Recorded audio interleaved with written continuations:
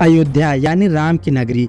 दोस्तों 500 सालों से विवादों में रहने के बाद ये नगरी आखिरकार अपने गौरव को फिर से हासिल करने जा रही है।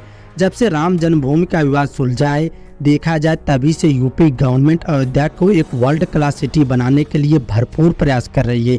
फिर चाहे वो न्यू अयोध्या प्रोजेक्ट हो, अयोध्या मास्टर प्लान 2031 हो या फिर अयोध्या विजन 2047। दोस्तों गवर्नमेंट अयोध्या के इंफ्रास्ट्रक्चर से लेकर सिटी प्लानिंग और टूरिज्म बढ़ाने के साथ साथ अयोध्या को एक हाईटेक सिटी बनाने में फोकस कर रही है। अब तक अयोध्या के डेवलपमेंट के लिए कुल 32,000 करोड़ का बजट एलोकेट हो चुका है। साथ ही यूपी को $1 ट्रिलियन इकोनॉमी बनाने के लक्ष्य में अयोध्या के एक बड़े प्लेयर के रूप में देखा जा रहा है। अगर देखा जाए तो आज अयोध्या का विकास सिर्फ अयोध्या ही नहीं बल्कि पूरे पूर्वांचल के लिए बेनिफिशियल है। ऐसे में दोस्तों जिस तरह से मुख्यमंत्री योगी आदित्यनाथ ने उत्तर प्रदेश को इंडिया का ग्रोथ इंजन कहा है, आने वाले भविष्य में कहीं अयोध्या ही उत्तर प्रदेश का ग्रोथ इंजन तो नहीं बनने जा रहा है। दोस्तों ऐसे ही वीडियो के लिए चैनल को सब्सक्राइब जरूर करें। अयोध्या के इम्पोर्टेंस और विकास कार्यों को जानने से पहले आइए ब्रीफ में अयोध्या के इतिहास और अयोध्या से जुड़े विवादों को जान लेते हैं, क्योंकि इसे जानकर आप समझ पाएंगे कि आखिरकार अयोध्या यूपी गवर्नमेंट के लिए इतना जरूरी क्यों है। दोस्तों अयोध्या को हिस्टोरिकली साकेत के नाम से भी जाना जाता था। बौद्ध और जैन ग्रंथों के मुताबिक एक ऐसा प्लेस था जहां भगवान बुद्ध और महावीर ने अपने लाइफ का लंबा टाइम गुजारा। अयोध्या को उसके अलावा जैन ग्रंथों में 5 तीर्थंकरों ऋषभनाथ, अजीतनाथ, अभिनंदननाथ, सुमितनाथ और अनंतनाथ के बर्थ प्लेस के रूप में भी जाना जाता है।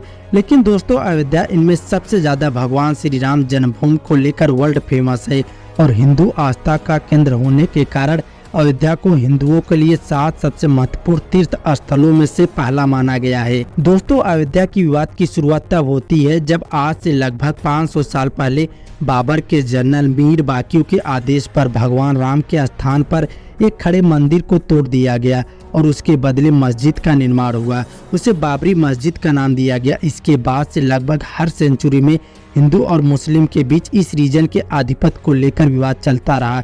देखा जाए तो दोनों ही पक्ष अपना अधिकार बताते रहे और आज़ादी के बाद से विवाद अपने चरम सीमा पर पहुंच गया। दरअसल दोस्तों ऐसा इसलिए हुआ क्योंकि बाबरी विध्वंस जैसे इंसिडेंट ने अयोध्या को एक मिलिट्री बेस के रूप में तब्दील कर दिया। सालों तक अदालत में उसके आधिपत्य को लेकर दोनों ही पक्षों द्वारा केस लड़ा गया और आखिरकार 9 नवंबर 2019 को सुप्रीम कोर्ट ने डिस्प्यूटेड लैंड पर एक मस्जिद बनाए जाने का फैसला दे दिया। साथ ही फैसले में 2.77 एकड़ जमीन पर हिंदू ट्रस्ट को सौंप दिया गया और सरकार ने भी मुस्लिम पक्ष पर सुन्नी सेंट्रल वक्फ बोर्ड को एक मस्जिद बनाने के लिए 5 एकड़ जमीन देने का ऐलान किया। दोस्तों सुप्रीम कोर्ट के फैसले आने के बाद दोनों ही पक्षों ने ना ही फैसले को शांतिपूर्वक एक्सेप्ट किया बल्कि समझदारी का परिचय देते हुए पूरी दुनिया को यह दिखा दिया भारतीय अपने जुडिशियल सिस्टम पर कितना विश्वास रखते हैं। दोस्तों सालों से अयोध्या जो सिर्फ मिलिट्री बेस बनकर रह गई थी, जिसका एक पॉलिटिकल टूल की तरह इस्तेमाल हो रहा था, आज वो डेवलपमेंट उड़ान भरने के लिए तैयार थी। और देखा जाए तो 5 अगस्त 2020 वो तारीख है जब राम मंदिर का निर्माण शुरू हो गया। दोस्तों ये बात हम सब जानते हैं कि अयोध्या देश विदेश में रह रहे करोड़ों हिंदुओं की आस्था का सेंटर है और इसलिए मंदिर निर्माण का काम शुरू होते ही यूपी गवर्नमेंट अयोध्या को वर्ल्ड क्लास बनाने की तैयारी में लग गई है। फिलहाल current time Ayodhya 5.5 lakh population वाला शहर है और अनुमान लगाया जा रहा है कि अयोध्या की जनसंख्या 2031 तक 12 लाख तक पहुंच जाएगी। दोस्तों इसके अलावा राम मंदिर बनने के बाद सालाना लगभग 2 करोड़ टूरिस्ट आने का अनुमान लगाया जा रहा है। लेकिन देखा जाए तो अयोध्या की प्रेजेंट कंडीशन इतनी बड़ी क्वांटिटी में लोगों को एकोमोडेट करने के लिए तैयार नहीं है। देखा जाए तो मौजूदा समय में अयोध्या में सिर्फ 17 होटल और 600 रूम्स अवेलेबल है, जबकि फ्यूचर में 25,000 से अधिक रूम्स की नीड होने वाली है। और इन्हीं सब बातों को ध्यान में रखते हुए यूपी गवर्नमेंट ने कई प्रोजेक्ट लॉन्च किए हैं, जिससे अयोध्या की अपनी प्राचीन धरोहर को मेंटेन रखते हुए एक हाईटेक एडवांस सिटी बनने की ओर अपने कदम बढ़ा रही है। दोस्तों ये सभी प्रोजेक्ट डायरेक्ट और इनडायरेक्ट तरीके से सिर्फ अयोध्या ही नहीं बल्कि पूरे पूर्वांचल को विकास के दायरे में ला रही है। बात चाहे न्यू अयोध्या प्रोजेक्ट की हो, अयोध्या मास्टर प्लान 2031 की हो या फिर अयोध्या विजन 2047। दोस्तों इन सभी प्रोजेक्ट में अब तक 260 प्रोजेक्ट प्रपोज्ड है और अभी तक 32,000 करोड़ बजट को एलोकेट किया जा चुका है।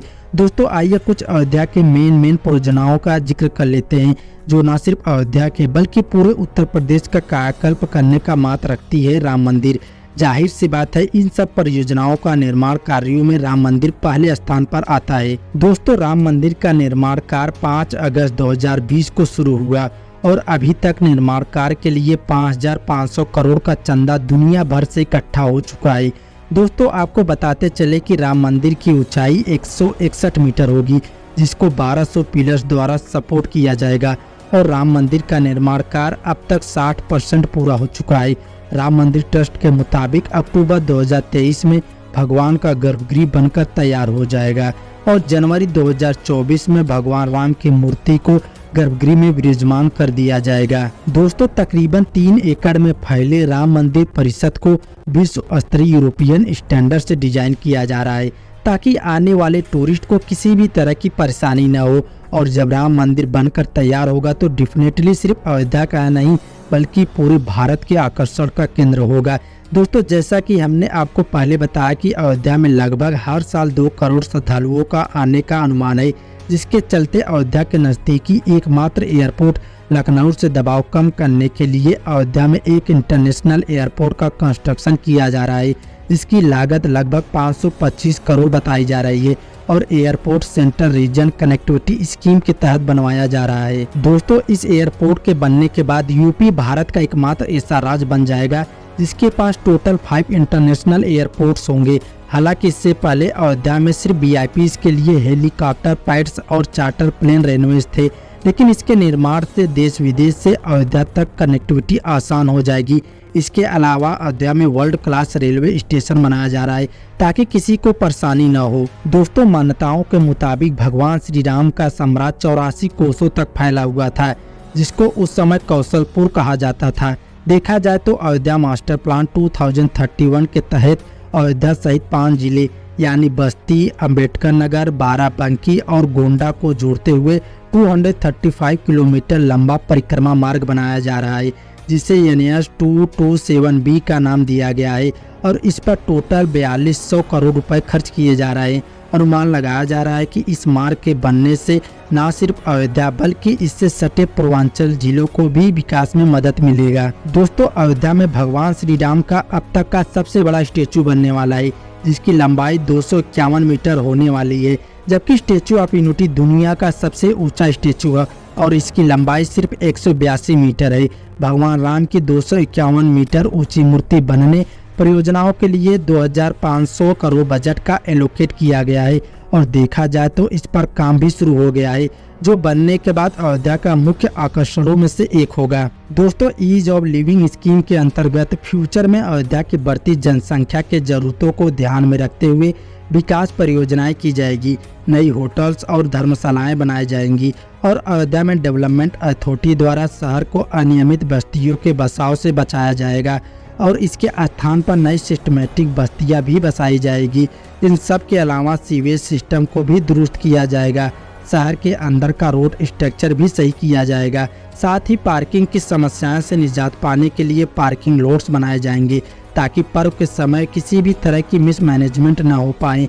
अब जब इतनी बड़ी संख्या में टूरिस्ट आएंगे तो जाहिर सी बात है कि ट्रांसपोर्टेशन को भी दुरुस्त करना होगा और पर्यावरण को ध्यान में रखते हुए एंट्री पॉइंट से राम मंदिर तक इलेक्ट्रॉनिक वाहनों का इस्तेमाल किया जाएगा। दोस्तों आइए अब ये समझ लेते हैं कि अयोध्या के इन परियोजनाओं से पूर्वांचल और ओवरऑल उत्तर प्रदेश के इकोनॉमी पर क्या असर पड़ेगा और आखिरकार कैसे अयोध्या फ्यूचर में पूर्वांचल के सेवियर के साथ उत्तर प्रदेश का नया ग्रोथ इंजन बनने वाला है। दोस्तों प्राचीन काल से देखा गया कि धार्मिक केंद्र अपने आप में पूरी इकोनॉमी को समाहित किए होते हैं। हिंदू संस्कृति में चाहे वो बनारस हो, तिरुपति हो, शिरडी हो या फिर हरिद्वार हो। दोस्तों अयोध्या जो भविष्य में हिंदुओं का एक मुख्य केंद्र बनने वाला है। देखा जाए तो अयोध्या के लिए केंद्र और राज्य सरकार मिलकर काम कर रही है। मौजूदा समय में 32,000 करोड़ परियोजनाओं पर काम चल रहा है। इसके अलावा 49,000 करोड़ निवेश भी अयोध्या को मिला हुआ है जिसके रिजल्ट में 56,000 जॉब्स का अनुमान लगाया जा रहा है। इसके अलावा ministry of micro small medium enterprises को 611 करोड़ विकास प्राधिकरण में 17,560 करोड़ और अदर सेक्टर में 874 करोड़ निवेश भी मिला हुआ है। दोस्तों, ये बात हम सब जानते हैं कि इन्वेस्टमेंट अपने साथ एम्प्लॉयमेंट के नए अवसर लाता है। अयोध्या में टूरिज्म सेक्टर हो, हेल्थ केयर सेक्टर हो, फूड इंडस्ट्री हो या फिर होटल इंडस्ट्री हो, देखा जाए इन सब सेक्टर में एम्प्लॉयमेंट के असीम अवसर है। दोस्तों, अयोध्या शहर जो सालों से विवादों का केंद्र रहा, अयोध्या के नाम पर पॉलिटिकल पार्टी ने खूब रोटियां सेकी। अब कुछ ही समय में अयोध्या अपने रूप में आ जाएगा, जिसका ये शहर हमेशा से हकदार था। अयोध्या के पूर्वांचल और यूपी के ग्रोथ इंजन बनने पर आपकी क्या राय है?